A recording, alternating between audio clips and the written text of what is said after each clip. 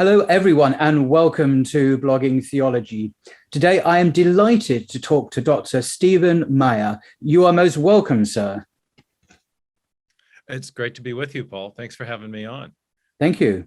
Now, Stephen received his PhD from Cambridge University here in England in the philosophy of science.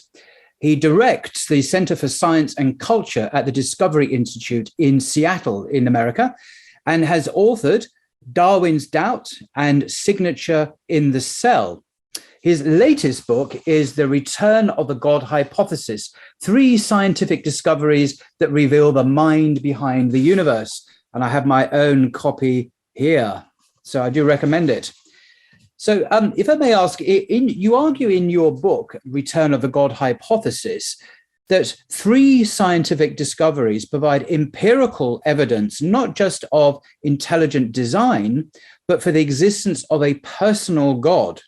Could you, first of all, kindly outline the 3 discoveries in cosmology, physics, and biology that indicate intelligent design? Right. Well, there's a fairly well-known quote from Richard Dawkins, who says that the universe has precisely the properties we should expect if at bottom there's no purpose, no design, nothing but blind, pitiless indifference, where blind, pitiless indifference is for him a shorthand for the idea of a completely materialistic cosmos, where all things have come about by undirected material processes. In fact, there have been 3 major discoveries about the origin of the universe, about the structure of the universe, and about the origin and nature of life over the last century that are most surprising from a materialistic or scientific atheist point of view, and instead are precisely what one would expect from a theistic design hypothesis, if you will.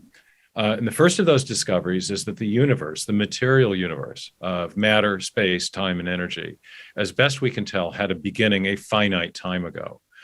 This is a consequence of both developments in observational astronomy, the discovery of the expanding universe and the red shifted light coming from distant galaxies, as well as developments in theoretical physics, in particular the development of Einstein's theory of general relativity, his great theory of gravity, and the solution to his field equations by Stephen Hawking, Roger Penrose, George Ellis in the 1960s and early 70s, suggesting that the universe began from a true singularity. Now, there are some ways to try to get around that, but in the book I show that even those ways of circumventing the singularity theorems end up themselves having theistic implications. And why would the beginning of the universe suggest a theistic explanation?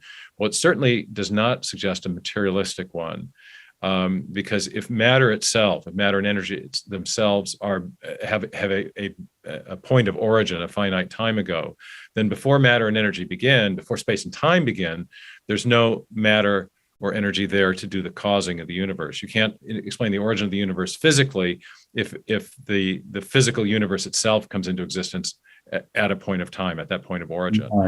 Now, there's a lot more to say about that, but let's move to the second discovery.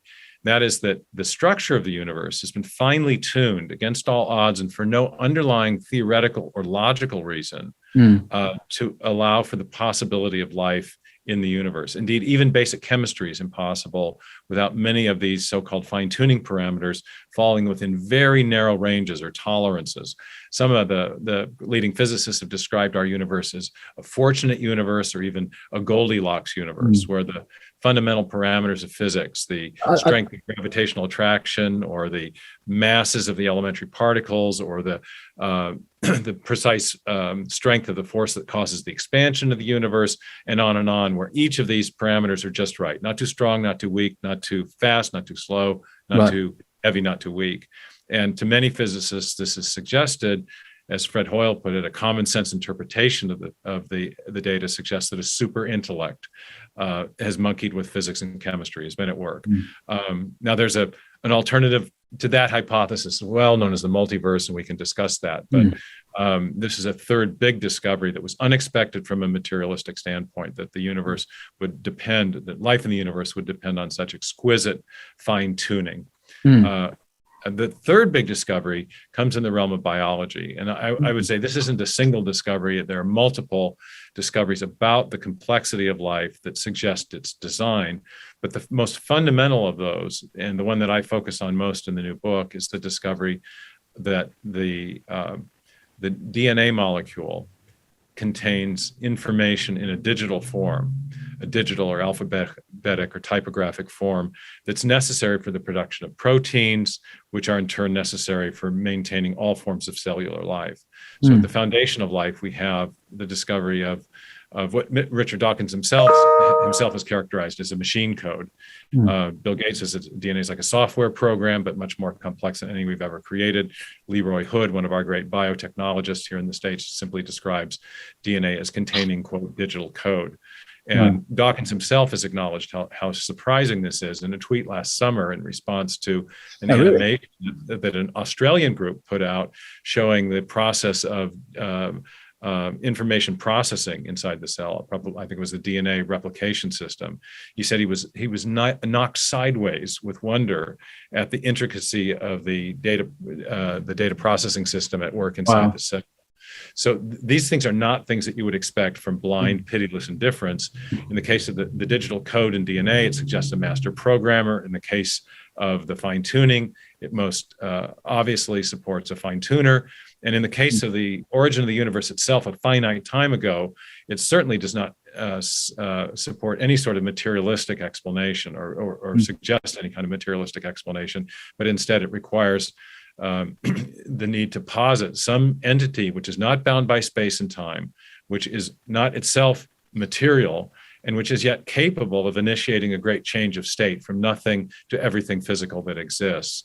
To an awful lot of scientists and philosophers, that has sounded at least borderline theistic, let's say. So, and those are the three big discoveries. And in the book, I develop a method of analyzing those three classes of evidence, or utilize a method of analyzing those three classes of evidence that's known as the method of multiple competing hypotheses, or inference to the best explanation.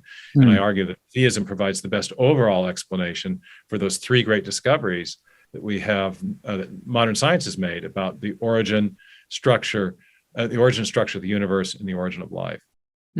Okay, well, thank you for that summary. But you argue quite strongly that it's not just indicative of intelligent design, but of the existence of a personal God.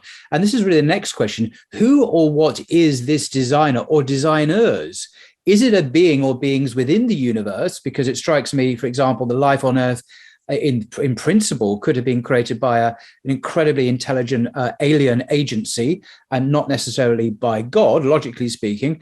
Or, as you say, is it a transcendent being outside of the universe? So how do you get from your observations of the three discoveries in cosmology, physics, and biology to a personal God? What is the link to that? Chain of reasoning, for sure. This is really why I wrote this book, because the first two books, Signature in the Cell, was a book about the evidence for intelligent design in DNA, and why intelligent design provides a better explanation for the origin of that information than any of the chemical evolutionary theories that have been proposed to explain the origin of the first life. The second book is also about the problem of the origin of information as it arises in evolutionary biology, when we look at events such as the Cambrian explosion or other major abrupt appearances of biological form in the fossil record. To build new forms of life, we now know that you need a lot of new information.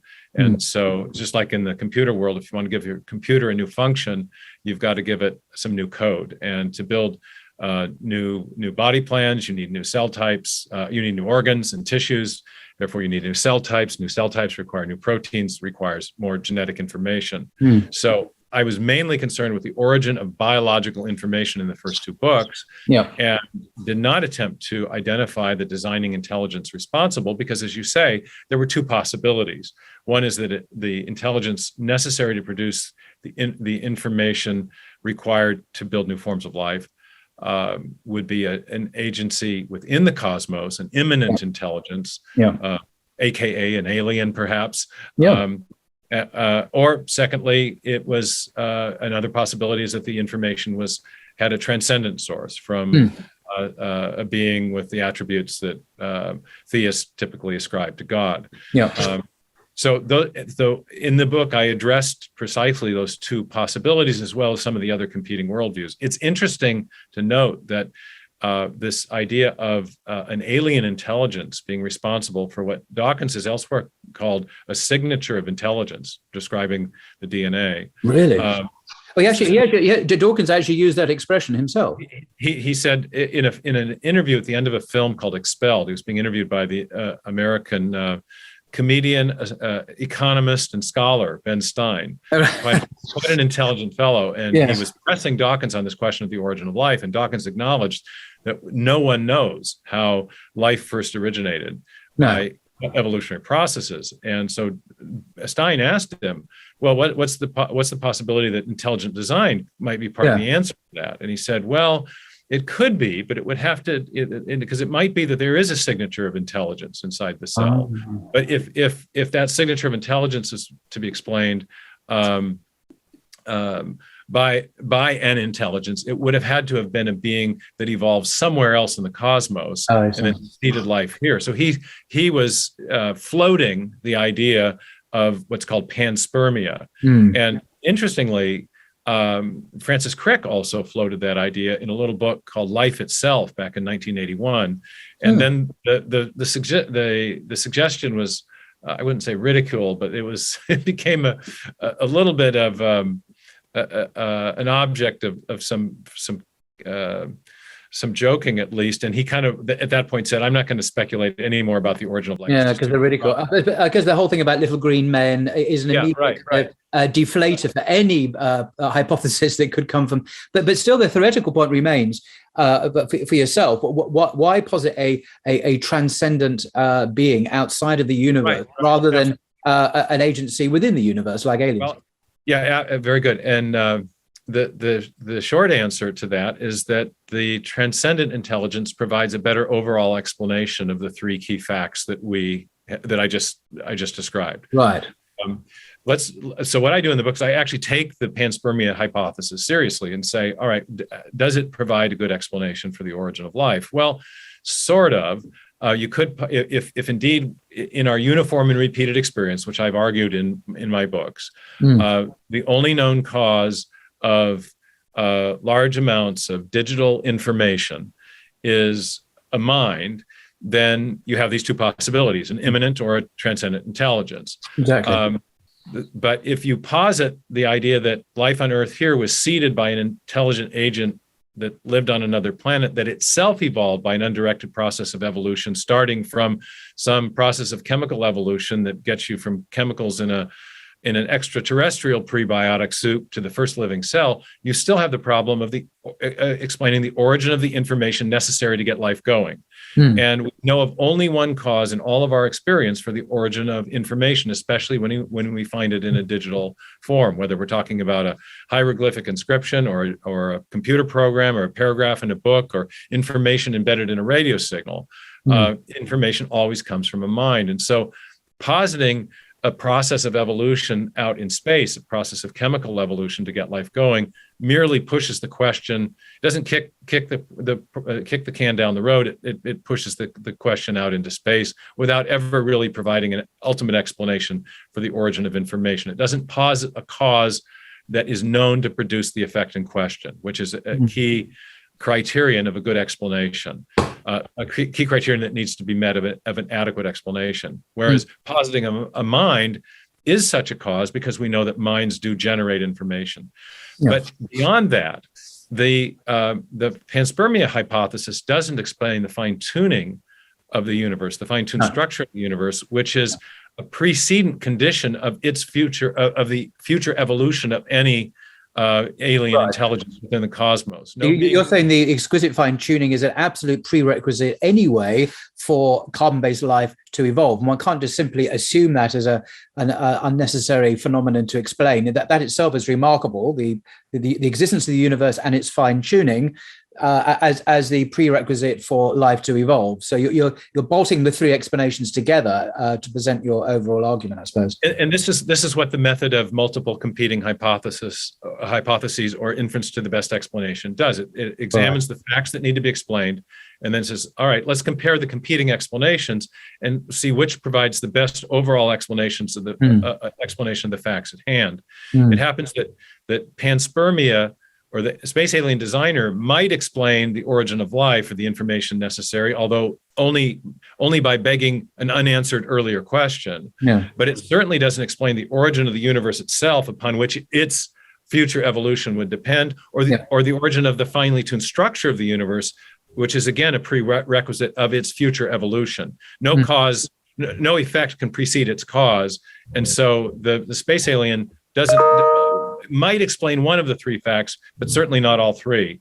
And so, whereas positing a transcendent intelligence can explain the origin of the universe itself, as well as the fine tuning. It's the sort of thing you would expect to see from an intelligent, transcendent God, a finely tuned universe that has a definite beginning in time. After all, the first words of the Judeo-Christian scriptures are "in the beginning." But then that raises the question, well, what about the origin of life? Could a deistic creator provide an equally good explanation as to, for example, a theistic creator? And whereas deism posits the action of a divine being only at the beginning of the universe, theism posits the action of a divine being at the beginning of the universe and also down the timeline, if you will, long after. And since we have evidence of design in biology long after the beginning of the universe, I argue that theism provides a better overall explanation than deism for the three big facts.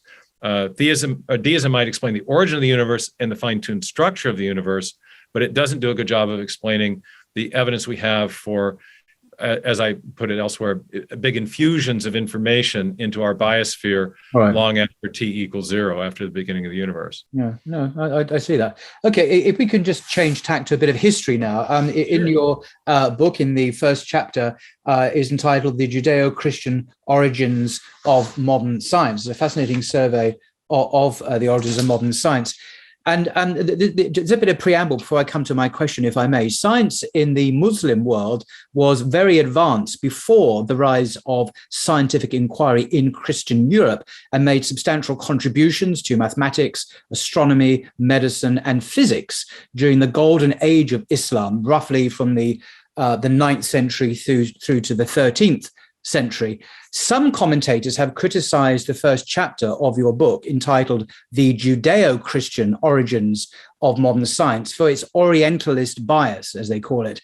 There is now a growing body of historians who recognize that Islam did have very significant scientific activity, as we know it today, in the Muslim world. Now, one example is the circulation of the heart, which was known long before William Harvey allegedly discovered it. And optics was well known before Isaac Newton. He was the MP in Cambridge, of course, Isaac Newton. But optics was well known before his time. And see the work, above all, of Ibn al-Haytham, who is regarded as the father of the modern scientific method. By the way, the BBC, there's an article about him. It actually says, he calls him the father of the modern scientific method. Why did you exclude the Islamic contributions to science from the discussion altogether? Well, let's back up and reframe that a little bit, and I'll come back to your question. I think it's important to understand the Judeo-Christian contributions to what we call modern science first in their own context, because I was concerned about the story of science in the West, because it's been in the West that we've had the rise of modern science, but also the loss of that theistic perspective in the 19th century, and its return with discoveries in Western science, in cosmology, physics, biology, as we've been discussing. And so the story of the book concerned that, if you will, rise, fall, rise plot structure, that there was that the Judeo-Christian worldview made a very significant contribution to the rise of modern science, that perspective was lost, and now it's coming back. I didn't mean to deny that Islam had made a contribution, or there was thriving science within Islam, for some reason, and this is an historical question, the scientific enterprise that did not have the durability within Islam that it's had within the Judeo-Christian West, and that's another historical question. So there's a lot of important historical questions to look at in that. I wasn't mainly concerned to tell that story, but I do think there's something unique about the Judeo-Christian contribution, and so in the book I look at three main presuppositions that were important to the rise of modern science. The first was the intelligibility of nature.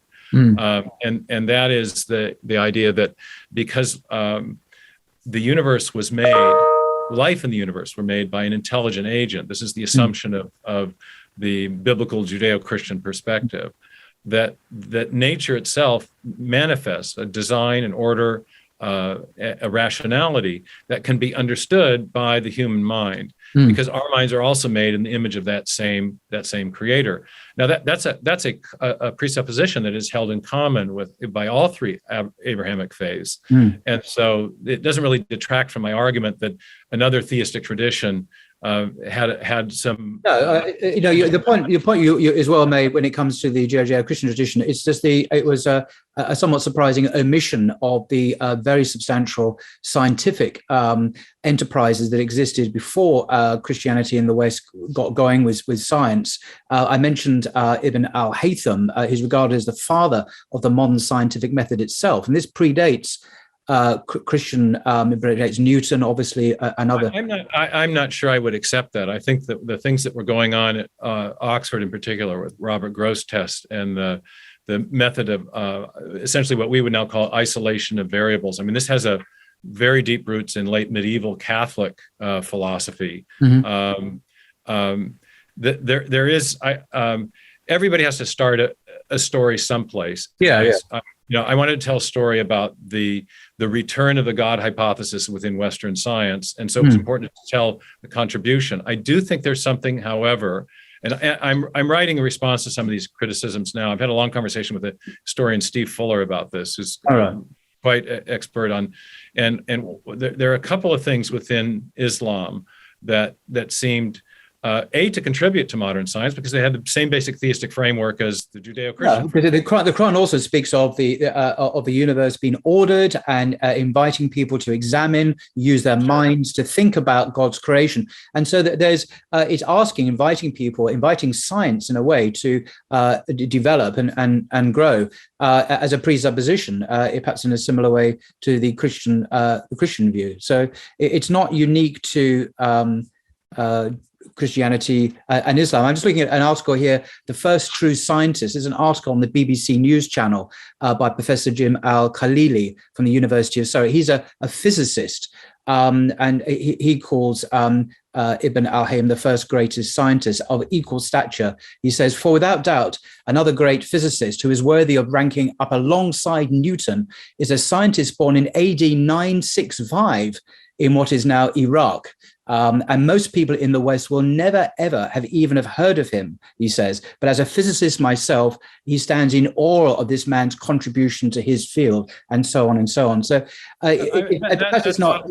I have no particular reason to dispute any of that. And I wanted to tell a story about the rise and fall of the God hypothesis within Western science. But I do also think that there is an interesting historical question as to why science was not durable in the Islamic Middle East, and I think some of that has to do with perhaps one of the things that happened in the West, which was the Protestant Reformation. And I think this is something that in my telling of the story, there's contributions from both Catholic medieval theology and philosophy, and also the Protestant Reformation. And one of the things about the Reformation was that it decentralized control over knowledge. And as a result of that, its contribution, I think, to the rise of modern science in the West was to make it more durable, in that there wasn't a centralized authority to say this or that can or can't be considered scientific. No, I mean, perhaps a history of colonialism and military and economic dominance of certain countries in the Muslim world may have been a fact. I'm not an expert on this. It's just, but moving on then, perhaps to I'm just reading your book on page 260. You conclude, perhaps surprisingly, I'm quoting here. So the evidence of design in life taken by itself does not necessarily point to a transcendent intelligence or God. So my question really is, do you see a difference between a biological designer and a cosmological designer? And is it easy to argue for the existence of God based on one or the other? And you've touched on this already briefly, I think, but... Yeah, what I did was develop a cumulative case based on an ensemble of evidences that needed to be jointly explained. And so my argument is that a theistic designer provides the best overall explanation for those three factors. The passage you're reading there is a passage that is acknowledging that you have these two possibilities that we were discussing before, either a transcendent or an immanent intelligence. Yeah. And in subsequent portions of the book, I then explain why the considerations of causal adequacy, which is a key criterion of a good overall explanation, lead to us to favor, or should lead to favoring a theistic explanation over a space alien designer explanation, if you will. Okay. Now, just slightly more philosophical question. In your book, you mention highly complex designs and specified complexities.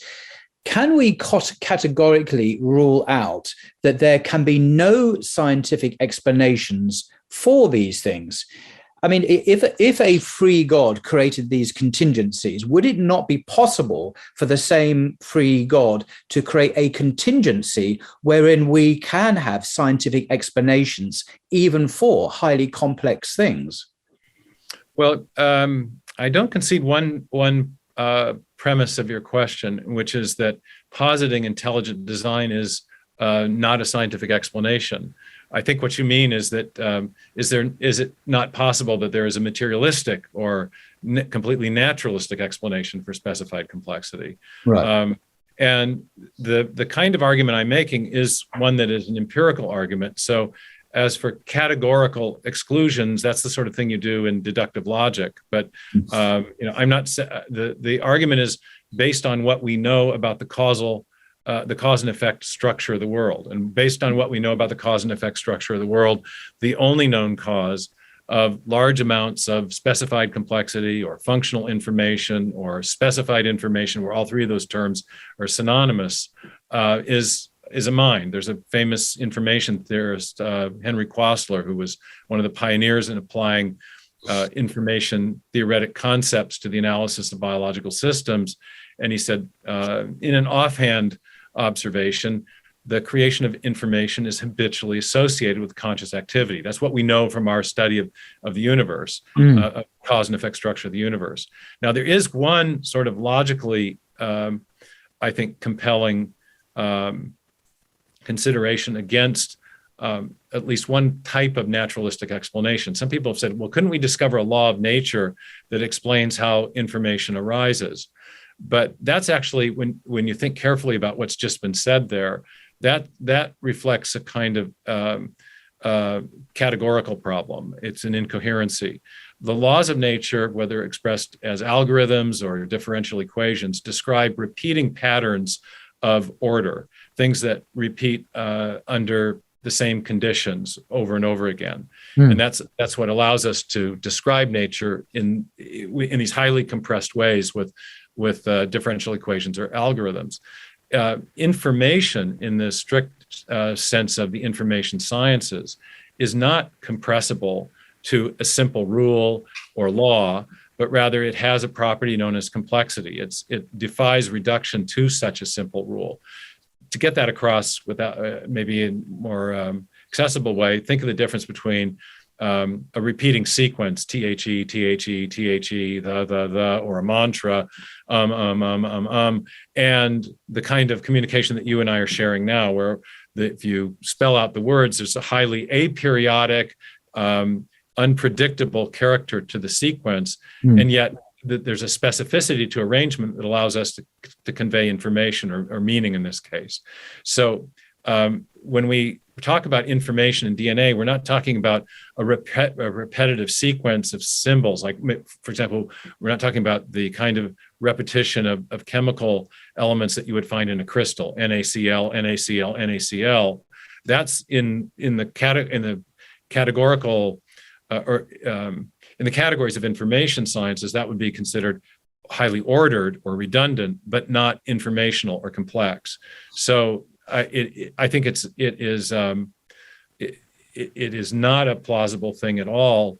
In fact, I think it's incoherent to posit a law as an explanation for information, because laws and information are categorically opposite. One implies redundancy, the other implies complexity.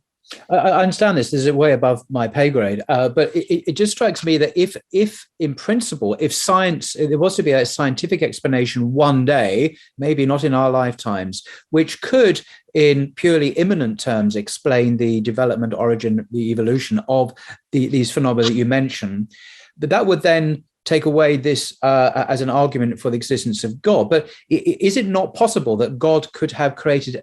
But it is the case that God created all contingent things, whether it be rocks or highly complex systems or a tree or a planet or DNA. And it all is evidence of intelligent design, not just those highly complex, apparently designed things that we can marvel at and right to marvel at, but even the more mundane, apparently mundane thing, all the contingencies are evidence for a necessary being, which is in the Judeo-Christian Islamic tradition called God. So we're not, in a sense, held hostage to science not being able to explain in its own way, in its own methodology, these incredible phenomena you're alluding to, because we're pointing to the bigger picture of all of the universe. Do you see what I mean? Philosophically. I mean, it's a common objection, so of course I see what you mean, but I think there's something in the way you framed it that a premise that I don't concede again, and that is that positing mind as an explanation is not intelligent design as an explanation. It's not based solely on the inadequacy of naturalistic explanations, whether they be evolutionary or law-like or some combination of the two, but rather it's also, it is based in part on the inability of naturalistic explanations to account for the origin of information or the origin of the fine-tuning, which is another form of information. But it's also based on our uniform and repeated experience of what does produce those kinds of effects. Right. When we discovered not only digital code, but a complex information storage, processing, a storage, transmission, and processing system inside the cell, and when we've discovered integrated circuitry that's required for animal development, and when we've discovered molecular machines that have a property of integrated complexity that we only find in our experience as a product of engineering, we've time and time again found things that we know from our uniform and repeated experience, which is the basis of all scientific reasoning. And this goes back to Darwin and Lyell and the 19th century historical sciences. We have a positive reason to infer design. Now, it may be that other things that don't have the property of specified complexity are also at some level best explained by a creator, but the strongest argument for such a designing intelligence, I think, comes from the features of living systems in the universe, which in our experience are known to be produced by one and only one type of cause, that being a mind. Okay, that's a very, very interesting response. Just to move on slightly to the book itself, in terms of its reception by the media and scientists, and there are some very impressive commendations and endorsements of the book from leading scientists, including a fellow of the Royal Society, John Walton, and so on. But more broadly, in the more broader scientific community, how has the book been received, or is it yet to really percolate through to their awareness that it's there? Well, it's a bit of both, I'd say. Since those endorsements were published, I've had an endorsement from a Nobel laureate in physics. I've been on some. Who was that? If I may ask, Stephen, who was the Brian Josephson at the University of Cambridge. Wow. There have been 7 or 8 full professors of science holding titled or endowed chairs at major research universities that have endorsed the book. I had a fascinating conversation with Brian Keating, a leading astrophysicist and cosmologist at the University of California, San Diego. on his blog or on his Zoom podcast that he does. Oh yeah, just like this. Yep. Yeah, just like this. Cool. And so I think there's been quite a lot of interest among scientists. But there's also been my last book was reviewed. Darwin's Doubt was reviewed in Science by the paleontologist Charles Marshall.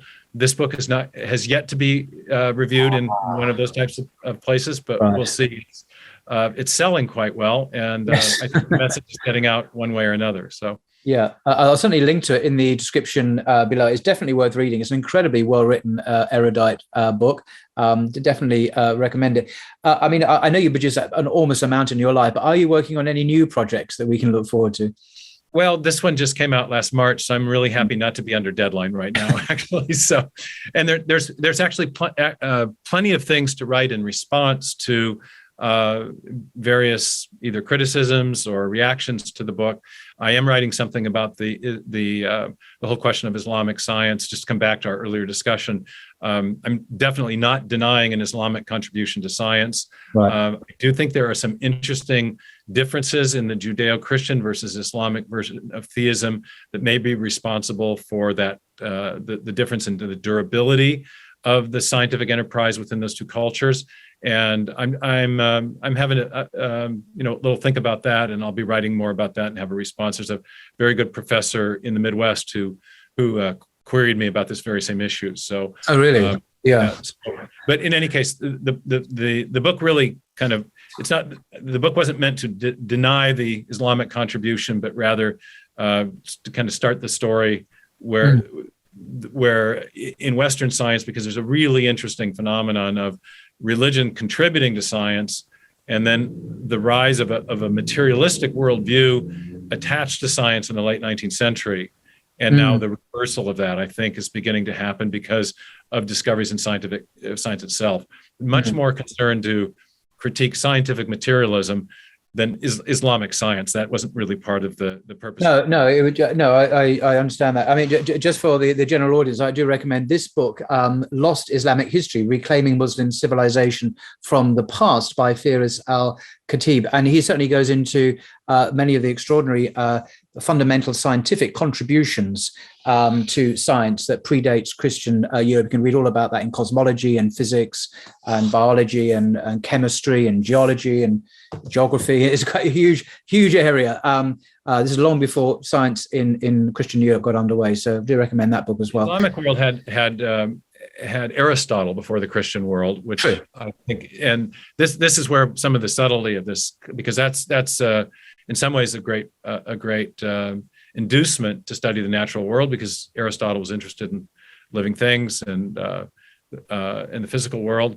But there were aspects of Aristotelian philosophy that many historians of science also think held back the advance of science. In particular, this whole question of contingency. Yes. That, the Greco-Roman worldview tended to see the physical world as embodying a kind of logos, but they assumed that the logic of the world was sort of a best of all possible worlds. It was and something that we could perceive by thinking about what seemed most logical to us. Whereas in the Judeo-Christian West, the recovery of the doctrine of creation emphasized the contingency of the creation. There was an order that was impressed on the universe, but it was an order that could have been otherwise. It didn't have to conform to a singular logos. And so, Newton's inverse square law was what he used to describe gravitation, but it might have been an inverse cubed law or something else.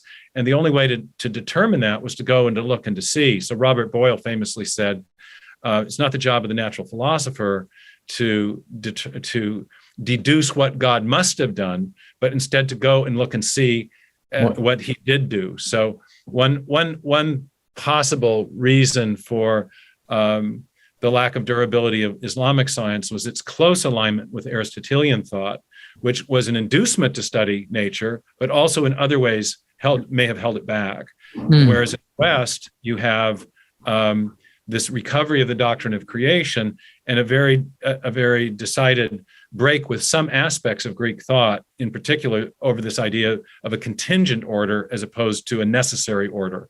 You may remember there's this famous decree theologically in 1277 from the Pope against necessarian theology, and he outlaws a number of propositions that people are advancing simply because they claim that God must have done things a certain way. Yes.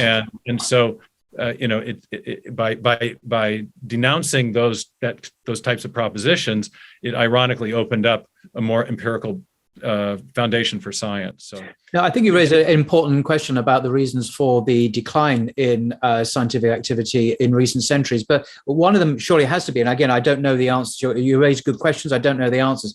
But I know one of the contributing factors surely must have been colonialism, where some Western armies went and physically occupied most of the Muslim world and actually suppressed intellectual activity there. So that may well have been a contributing factor, but it may not explain the underlying civilizational weakness prior to the occupation of those countries militarily by France and Britain, for example. Obviously, we occupied Egypt and North America. I think, Paul, you're right. There's a lot of interesting questions here, many of which were beyond the scope of the book as written. But some of these things have been raised. I've been looking into some of this myself, and had some very interesting conversations with a couple different historians of science who know a lot more about that period than I do. So it's appreciate you raising it. And you were asking what I was working on now. In fact, I'm working on a few responses that have come about because of people reacting to the book in different ways. So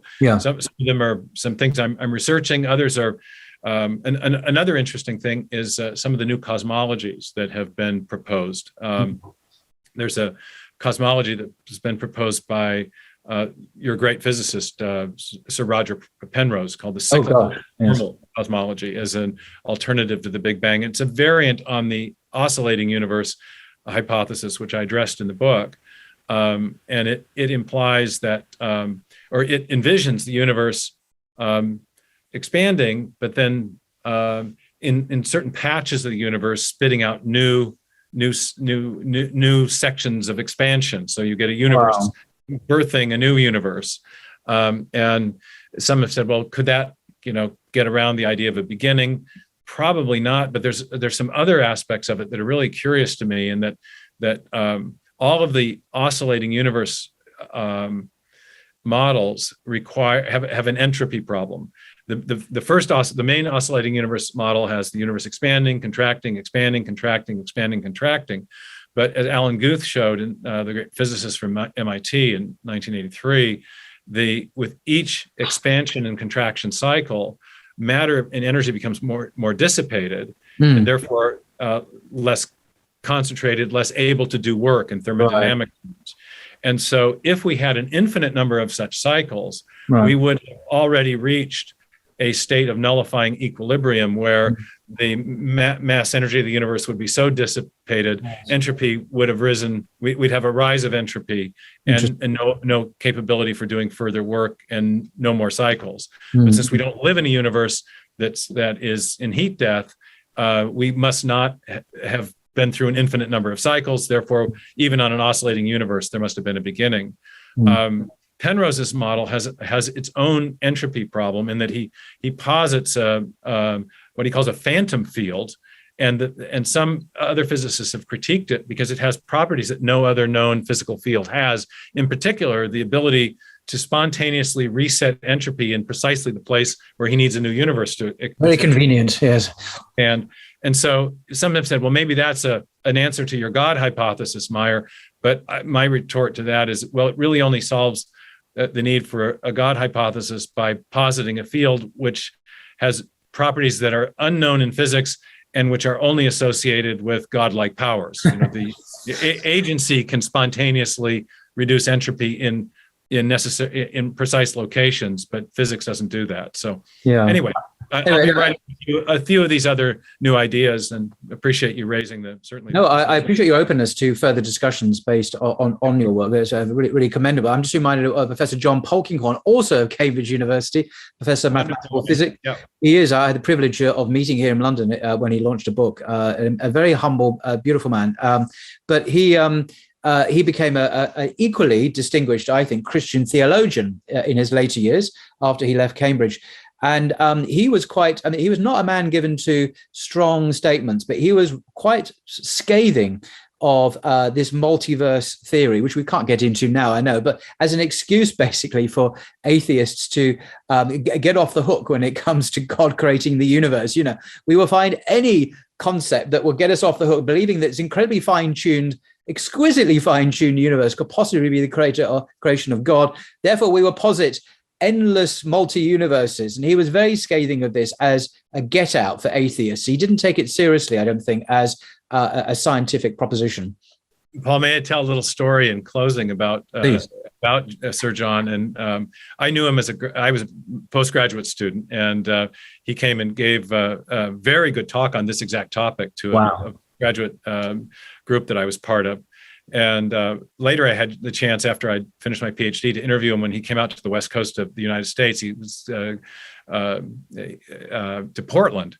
And I was asking him about the fine tuning and the multiverse alternative. Yeah. And he used to have this wonderful illustration of a universe creating machine. He asked you to imagine that you had landed on a space station someplace, and you walk inside, and there in the center of it was the universe creating machine, and there were dials and knobs, and they were all set just right, representing each one of the physical parameters, the speed of light, and the mass of the quark, and the cosmological constant, and so forth. And since you were a physics person, you could calculate, and if you move the dial one click one way or the other, you realize life and even basic chemistry would become impossible.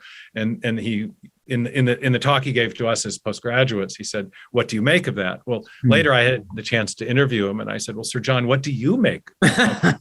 So if the universe is like your universe creating machine, or depends on some set of parameters that are finely tuned in that way, what do you make of it?" And in his understated Oxbridge way, he said, I don't say that the atheists are stupid. I just say that theism provides a much more satisfying explanation. And that sounds like him. In the book, I elaborated that with respect to the multiverse, and to just one point about that in parting, because I think it's very significant. It is the go-to atheistic explanation now. Yes. And it has a problem. And that is that if we just have all these other universes out there, but they're causally disconnected, a universe is by definition a causally closed system, then whatever happens in those other universes has no effect on what happens in our universe, including on whatever process was responsible for setting the fine-tuning parameters with the values they have. So in virtue of that, multiverse advocates have recognized the need to have some sort of common cause of all the universes, so that they can portray our universe as a kind of lucky winner of a great cosmic lottery. Right. So multiverse proposals have posited universe generating mechanisms, and some have been based on string theory, and others have been based on something called inflationary cosmology. And some have tried to combine the two, because there's two different classes of fine tuning. And it turns out that inflationary cosmology might explain one class, and the string theoretic fine tune multiverse could explain another class. So we now have the string theoretic multiverse, which ends up invoking numerous purely theoretical postulates in addition to all the other universes. So again, on the Occam's razor test, it's much more complex. It's posited many more theoretical entities than the simple postulation of a single theistic designer. But in addition to that, the multiverse depends upon these universe generating mechanisms themselves, even in theory, require exquisite prior unexplained fine tuning. Right. And so you end up right back where you started, with no ultimate explanation for the fine tuning. And yet in our experience, when we encounter finely tuned systems, whether we're talking about French recipes or internal combustion engines or Swiss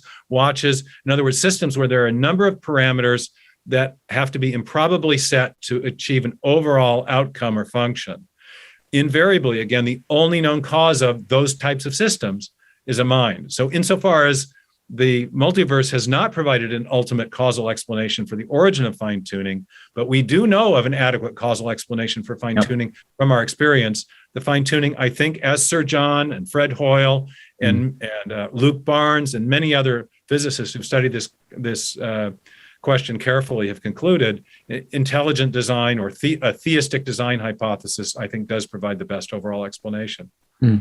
Well, we'll leave it there because I know you have to go, sir. Well, thank you very much indeed, Dr. Stephen Myers, for your time and your expertise and your lucidity in explaining highly complex ideas to people like me who are not physicists. So thank you so much.